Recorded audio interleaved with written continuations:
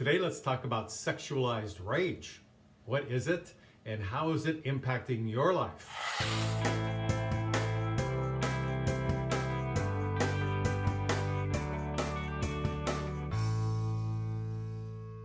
I think people get uncomfortable around this topic, and therefore it's not discussed enough.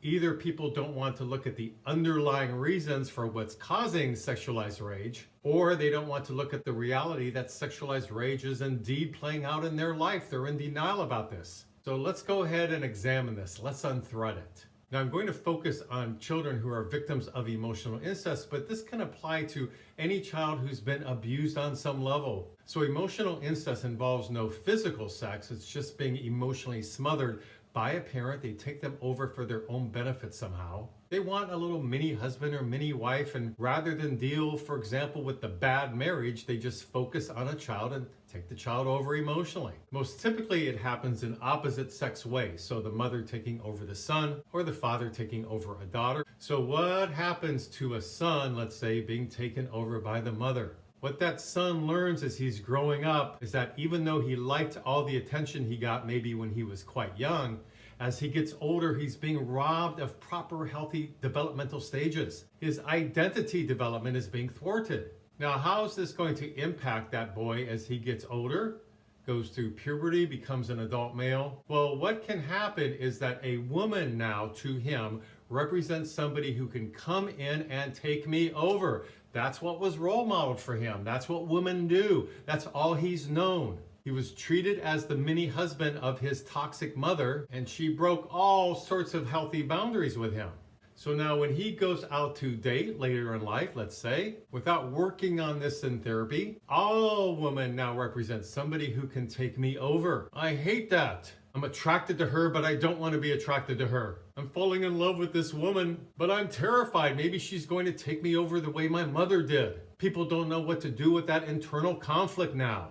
In addition to that, because there may have been some sexual flirting, perhaps, a little bit of sexual innuendo from the mother to the son. So now there's that icky feeling that's really coming up that's been there since childhood. And that icky feeling is, oh, this is so confusing. I'm going to be emotionally smothered. The sexual innuendo from my mother is reminding me of this woman I'm dating. And so in all this confusion, rage can develop. It can be internal rage, like what's wrong with me? But more often than not, it's rage towards the whole gender. It's displaced anger. I need to have my walls up and protect myself now from all women. And then therefore there may be rage towards all women. But there's an internal conflict here, right? Because on the one hand, he's attracted to women, but at the same time, he's repulsed or repelled by them.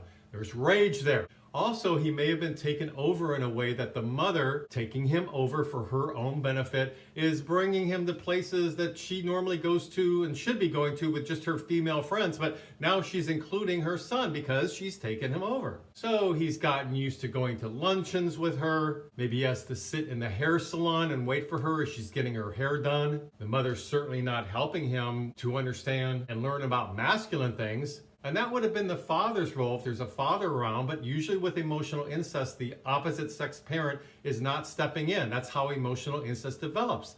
The child is kind of floundering and left on their own. They're being taken over. So now what's normalized to this son is he's getting older, going through puberty, is he's repulsed by having to be around all his mother's femininity, we'll call it, the generalized feminized mother. Maybe she's taking him shopping with her. Come here, you 16-year-old son of mine. Stand here, and I'm going to come out with a couple dresses on, and you tell me if you like them or not. And do you like this color? Oh, do you think it's a little too tight on me? Well, he may go along with it because he doesn't have the voice yet to stand up to her, to advocate for himself. That's what happens with victims of emotional incest.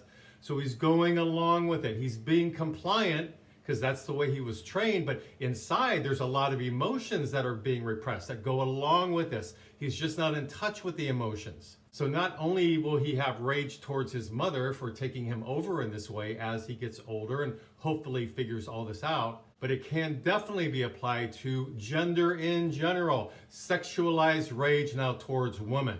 Same thing for a daughter being taken over by her father. The father's over his wife. I don't want to hang out with my wife anymore. I'm sick of her. So he takes over his 8-year-old daughter, starts bringing her everywhere. She is now his date. So when he needs somebody to go to an office party, maybe he wants to go to a football game. Well, he doesn't want to bring his wife, so he's going to bring his daughter. After all, maybe they only have one child. But even in this case, if they have several children, he's chosen the daughter. Sometimes parents unconsciously zoom in on the child that's more malleable, the more submissive type of child who will go along with this. So now the daughter, in having fantasies about men in general, is learning all about men through her father. This is the primary role model, of course.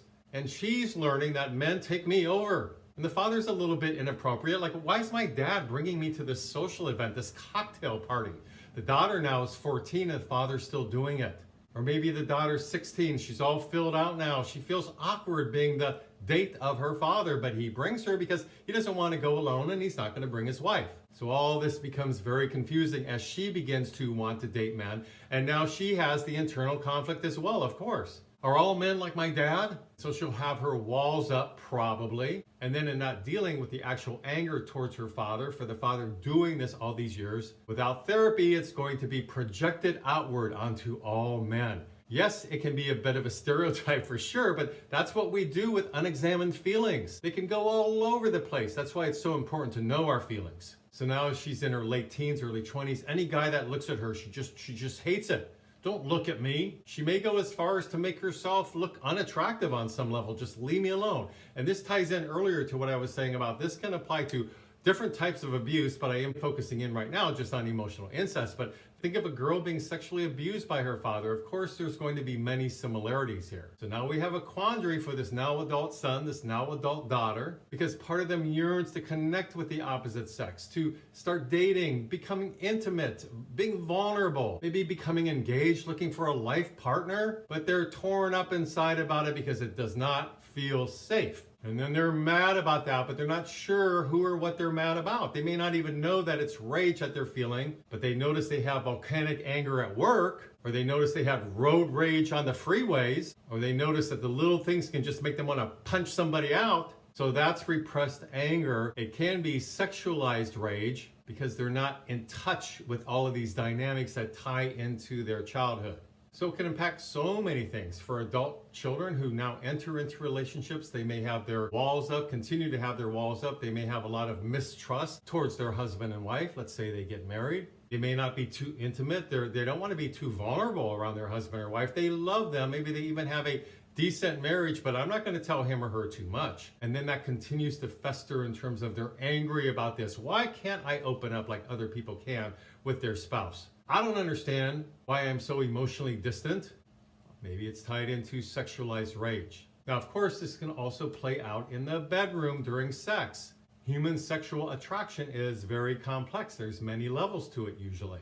So now, without dealing with this rage later in life, let's say, or confusion or other varieties of feelings that go along with being emotionally smothered, maybe the son is now dealing with erectile dysfunction with his wife. Or the adult daughter now has orgasmic disorder with her husband. Without doing some therapeutic work, all this becomes very convoluted and they're not even aware that the trouble they're having in the bed with their husband or wife ties in many ways to deep feelings they have about the opposite sex parent who took them over emotionally and wiped away their identity growing up. Rage, anger about all this is very, very common, but quite often gets repressed. We need to have a level of trust to build intimate relationships. And how can we have trust with the opposite sex to build intimate relationships if our own mother or father destroyed our ability to trust? Now, what also can happen that I think people don't want to talk about very much is that depending on the child and how severely they're taken over and their propensity towards same-sex attraction in general, then the environmental component of this may definitely push that child towards a same-sex attraction because it feels safe. If you're that son or daughter I was describing earlier, then you may not feel safe at all to be with an opposite-sex person in terms of developing a relationship, having sexual relations, and so on. It's part of the abuse. It's a result of being so severely taken over by a parent. If this started for the child when they were 2 or 3 and it lasted until they were 18 or 19, which definitely can happen, then their whole world has been clouded by this is what that opposite sex person represents. They're not safe and I'm not going to go there. I'm not going to open up to them. No way, Jose. So now they focus in on the same sex. There's an experience of injustice here for the child that's been through this. Why was I chosen? Why did my own parent wreck my life in these ways? That's injustice. And in the injustice is how we get anger and rage. How dare they do this to me? And even if a child is blocking these feelings consciously, the unconscious is always at work, doesn't go to sleep. So in therapy, the goal is to make the unconscious more conscious. So hopefully this video is helpful to some of you in terms of explaining this a little bit more deeply. Please leave me some comments below if this is something you're familiar with in your life. Please subscribe to my mental health YouTube channel if you like these kind of videos. And until next week, this is Brad Shore signing off from Ask a Shrink.